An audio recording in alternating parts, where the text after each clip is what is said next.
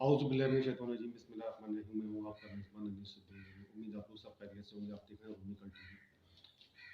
जनाब, कुछ पंजाब के हवाले से खबर है आज, और कुछ कराची के हवाले से है। कुछ लोगों ने क्या डिस्कशंस हुई हैं, क्या डेवलपमेंट्स हुई हैं कराची में की पॉलिटिक्स के अंदर, वो बलदियाती हवाले से भी कुछ डिस्कस है इस प्रोग्राम के अंदर, आज इस व्लॉग के अंदर।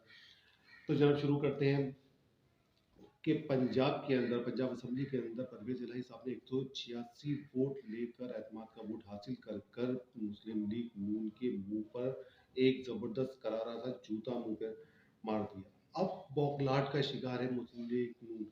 नवाज शरीफ साहब और मरियम नवाज साहिबा जो है वो इंतहाई भरम में किसी तरह से कोशिश कर रहे हैं कि असम्बलियाँ तहलील होने से बजाय, उन्होंने ये नवाज शरीफ साहब ने वो हुक्म सादिर फरमाया है कि किसी तरह से जो है असम्बलियाँ तहलील होने से रोका जाए। असम्बलियाँ तहलील होती हैं तो उसके बाद फिर क्या सूरत हाल अख्तियार करती है पाकिस्तान की सियासत के अंदर, फिर इलेक्शंस की तरफ जाते हैं, आम इंतखाबात की तरफ जाते हैं। उससे पहले ये कोशिश कर रहे हैं कि किसी तरह से राना सनाउल्लाह साहब को भी इन्होंने एक्टिव किया हुआ था, फुल फ्लैश इख्तियारात देकर कहा था कि एतमाद का वोट किसी तरह से ये हासिल ना कर पाए।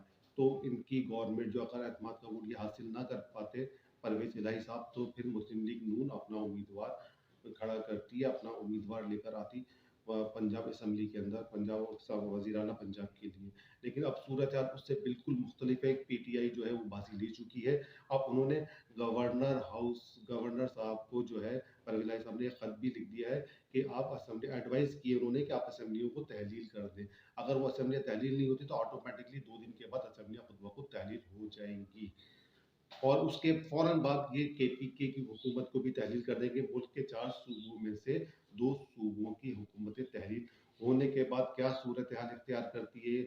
इमरान खान साहब फिर बाजी ले गए मुफ्त पीडीएम के खिलाफ, और पीडीएम को फिर उन्होंने करारा था जूता उनके मुंह पर मारा है। अच्छा, अब कराची के अंदर आते हैं कि जी कराची के अंदर जो मुत्तहदा कौमी मूवमेंट है, एमकेएम पाकिस्तान बादराबाद के जो के साथ जो एमकेएम के जो मुख्तलिफ धड़े थे उनके अंदर कामयाबी इनको हासिल हो गई है। वो इत्तेहाद इख्तियार कर चुके हैं। अब वो एक ही परचम और एक ही इंतखाबी निशान के ज़रिए से अब वो अपनी जद्दोजहद को मज़ीद आगे बढ़ाएंगे या कोशिश करेंगे कि और मज़ीद किस तरह से वो कामयाबी हासिल कर सकते हैं कराची के अवाम के लिए, कराची के लोगों के लिए। अच्छा, अब भी देखें, बल्दियाती इलेक्शंस काफ़ी अरसे से तातुल का शिकार थे। बल्दियाती इलेक्शन किसी भी सूरत से पाकिस्तान पीपल्स पार्टी की गवर्नमेंट नहीं चाह रही थी कि बल्दियाती इलेक्शन हो।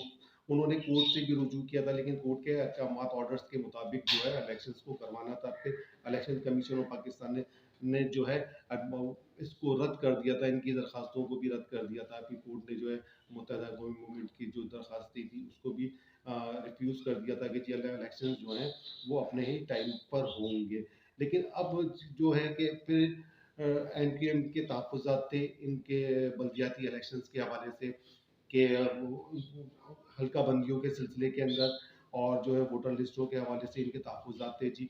वो खैर सब के अंदर है। फिर उसके बाद उन्होंने एक प्रोटेस्ट भी किया था कल परसों जो है।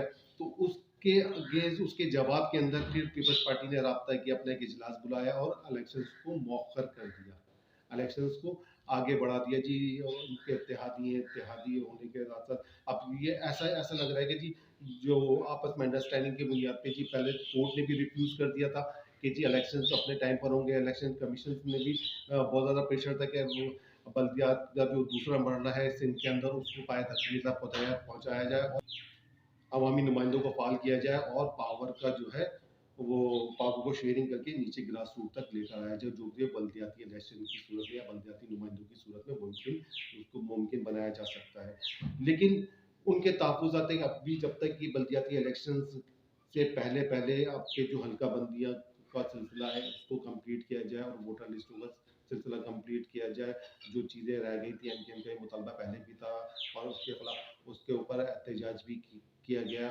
और उसके बाद फिर कल सीएम हाउस के अंदर एक इजलास बुलाया गया जिसमें बल्दियाती इलेक्शन को मौखर करने के ऑर्डर्स सादिर फरमाए गए।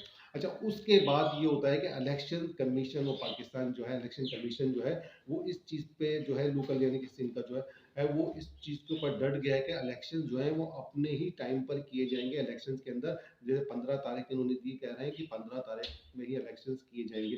अब दूसरी सूरत देखिए क्या बनती है कि फिर एहतजाज की तरफ जाती है।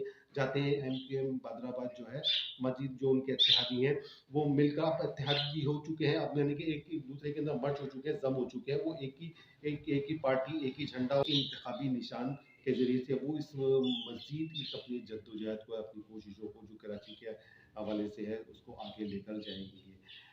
अच्छा, दूसरी तरफ देखिए आटा जो है वो मजीद महंगा होता चला जा रहा है। 140 रुपए के ऊपर आटा पहुंच चुका है हमारे यहाँ। मैं इस बात को बार बार मैं कहूँगा कि देखें जी, पीटीआई के खिलाफ, इमरान खान साहब के खिलाफ जो आप एडीएम का इत्तेहाद बन, इस बात को बार बार दोहराऊंगा, पहले भी कई वीडियो के अंदर भी इस बात को दोहरा चुका था, फिर दोबारा दोहराऊंगा कि उस महंगाई के खिलाफ जो है रैलियां निकाली गई, गवर्नमेंट को गिराया गया। अब जो है सिर्फ पंजाब हुकूमत हासिल करने के ऊपर पूरा का पूरा पैसा भी इन्वॉल्व करने की कोशिश की गई मुबैना तौर पर, और तब आटा जैसी बुनियादी चीज गरीब लोगों की दस्तरस से बाहर निकल चुकी है। उसके ऊपर हुकूमत को कोई सुनवाई नहीं है, सब खामोशी अपनाए हुए हैं। लंदन में बैठकर हुक्म सादिर करते कि किसी तरह असम्बलियाँ तहलील ना हो, किसी तरह से हुकूमत जो है इनकी आ जाए पंजाब के अंदर। यानी कि सिर्फ इक़्तिदार का नशा है। इस कौम को आटा मैसर नहीं है, इस कौम का आटा पाटनी कहाँ जा रहा है, इस कौम का गंदुम कहाँ जा रहा है, स्मगल हो रहा है, क्या इस मुल्क के हालात हो चुके हैं। लेकिन इनको इक़्तिदार की हवस, इक़्तिदार के नशे के अंदर ये सब कुछ भूल चुके हैं।